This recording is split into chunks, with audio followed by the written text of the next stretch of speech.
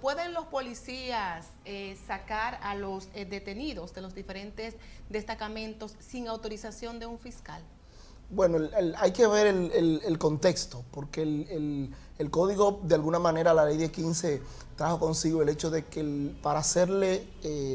para entrevistar un imputado, él tiene que estar acompañado de su abogado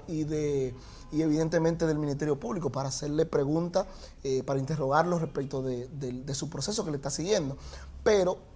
evidentemente, cuando el policía arresta a alguien en la calle y lo tiene en el destacamento para ser llevado a donde el fiscal, tiene que movilizarlo y está en la autorización de hacerlo. Ahora, cuando el policía ya le entregó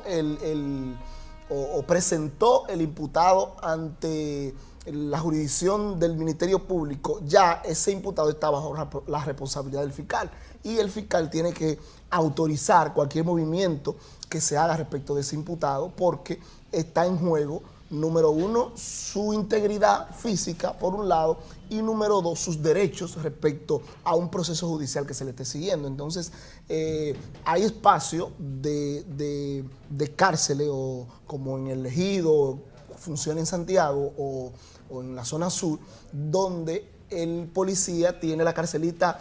preventiva previo a la llegada a donde el fiscal. Ya luego que llega donde el fiscal, entonces evidentemente el fiscal sí tiene que dar una respuesta antes de algún movimiento del imputado para moverlo a algún espacio, para hacerle alguna pregunta o para movilizarlo. Sin su consentimiento no es posible. Okay. ¿Hay precedentes en Santiago, por lo menos bajo su gestión, de hechos similares al de Richard Báez de Cienfuegos? Bueno, hace unos meses nosotros igual presentamos una medida de coerción contra 2 imputados y uno que quedó prófugo por un caso que pasó en el municipio de Villa González. No sé si lo recuerdan, un agente de la DGC que murió en un confuso incidente ahí, donde nosotros presentamos medida de coerción. El juez le impuso a 2 de ellos prisión domiciliaria y uno se mantiene prófugo porque no fue posible localizar, la policía no lo presentó y todavía estamos tras su búsqueda. Hay otro caso que se mantiene en investigación, que quizás son de menor impacto, pero nosotros, como vuelvo y reitero, todos esos casos vinculados a agresión policial, nosotros le tratamos de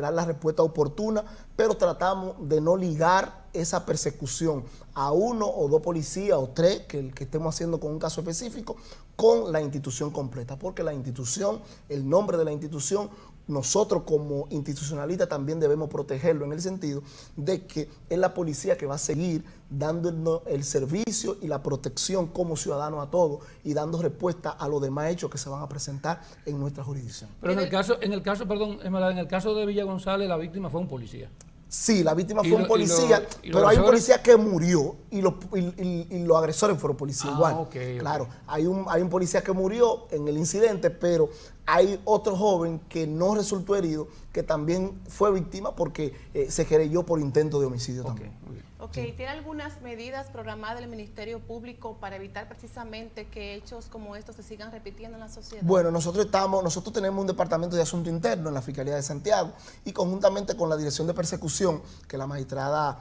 Miriam Germán la designó a la magistrada Jenny para darle seguimiento a estos tipos de hechos que se puedan acontecer en el país, estamos haciendo los ajustes necesarios para seguir supervisando de manera más efectiva los diferentes destacamentos, las diferentes áreas, dando reportes más permanentes de los hechos violentos que se puedan producir entre la ciudadanía y la Policía Nacional y tratar de orientar, de saber que nosotros podemos ser como autoridad eficiente garantizando derechos, que no tenemos que dar golpe, que no tenemos que ser arbitrarios para garantizar derechos y para ser efectivos en la labor de investigación que hacemos. En Santiago hay varios casos de estas operaciones famosas ahora en el Ministerio Público, como la Falcón y Discovery. Sí. Ya hay incluso medidas de coerción. Ambos, sí. ¿Qué se espera en un juicio de fondo? Bueno, nosotros, como le hablaba en principio, son dos casos de importancia que nosotros como Fiscalía estamos trabajando conjuntamente con la Procuraduría General de la República como órgano principal del Ministerio Público, y que hemos estado recibiendo el apoyo de ellos de manera total, tanto en el proceso inicial como en el día a día, en la litigación de los procesos. Hoy precisamente tenemos revisión del caso Falcón, de un grupo importante de los imputados, y en la semana pasada y ayer tuvimos ratificación de medida de coerción para 5 de ellos en la revisión de medida de coerción. Nosotros seguimos trabajando el acto conclusivo para lo más pronto posible y que la ley nos permita presentar el acto conclusivo contra la persona que nosotros entendemos que tiene la responsabilidad mayor de ese grupo de 25 imputados que tenemos en el caso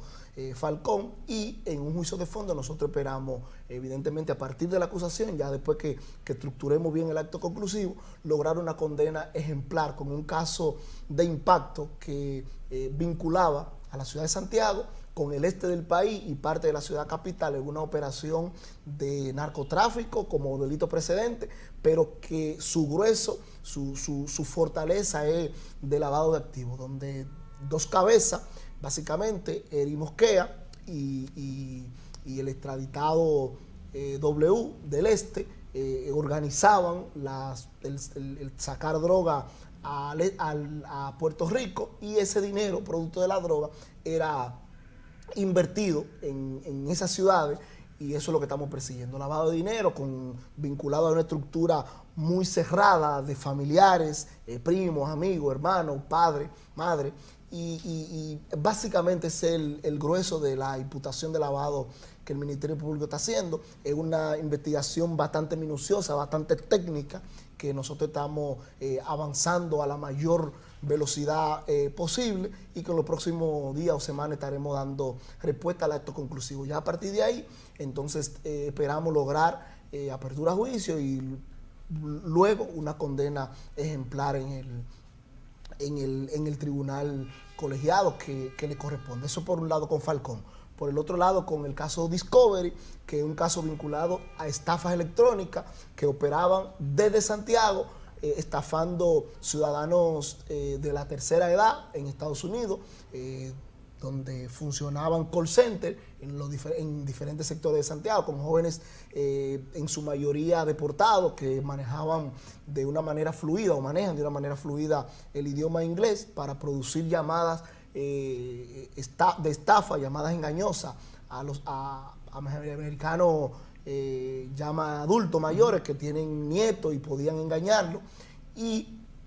esas estafas tenían mulas que recorrían los dineros en las casas y luego las mandaban a través de las diferentes compañías de remesa, y le llegaban a los diferentes cabecillas de la organización, que fue a la persona que la juez que conoció el proceso en atención permanente básicamente le impuso la prisión preventiva, unos 7, y a otro le puso prisión domiciliaria, a 2, si mal no recuerdo, y al grueso le puso garantía económica, que eran ya lo de menor participación, o los que no tenían la fortaleza económica. Entonces, ese caso está en una participación embrionaria, porque lo que tenemos es quizá 2 meses del proceso, pero nosotros seguimos trabajando posibles ramificaciones del proceso para seguir impactando, porque sabemos que hay otros tipos de organizaciones vinculadas que siguen operando en el entorno, y nosotros más temprano que tarde seguiremos dando respuesta. O sea, que se siga un proceso de investigación. Sí, claro, porque es un delito de alguna manera nuevo, que la ciudadanía, o que a veces ellos mismos entienden que no se le iba a dar respuesta porque el estafado estaba en otra jurisdicción, pero esos son delitos transnacionales que hay acuerdos entre la República Dominicana y Estados Unidos y otros países que nos obligan o nos llevan o nos permiten perseguirlo, y así lo dijo con claridad la juez que conoció la medida de coerción ante los alegatos de la defensa de que no había víctima presente, y la juez fue bien clara en el sentido de que se trataba de un delito de acción pública que impactaba diferentes naciones y que el Ministerio Público estaba en la obligación de dar respuesta. Y nosotros seguimos localizando más víctimas.